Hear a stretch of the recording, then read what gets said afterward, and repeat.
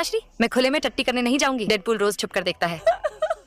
उसकी ये मजाल, उसे सूली पर चढ़ा दूंगा। लेकिन पहले तुम्हारे लिए एक आलीशान शौचालय बनवाता हूँ। अबे जोकर। हाजिर हूँ महाराज। ऐलान कर दो, जो भी सबसे शानदार टट्टी घर बनाएगा उसे मिलेंगी सोने की लाखों अशर्फियाँ। जी महाराज, ये खबर मैं कोरोना की तरह राज्य में फैला देता हूँ। सुनो सुनो सुनो, जो राजकुमारी सुरसुरी के लिए सबसे शानदार शौचालय बनाएगा उसे मिलेगी लाखों सोने की अशर्फियाँ। लेकिन अगर पसंद ना आया तो हाथी से कुचल दिया जाएगा। ये कैसी शर्त रखी है महाराज ने? अगर अमीर बनना है, रिस्क तो लेना पड़ेगा ना मेरी जान।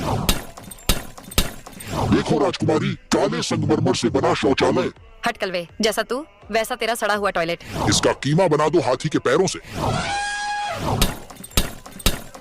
ये रहा राजकुमारी लाल पत्थर वाला कमोड, बिल्कुल मेरी तरह शानदार। छी थू, इसमें मेरी दासी भी टट्टी ना करे। इसका लाल चींटी से चटनी बनवाओ।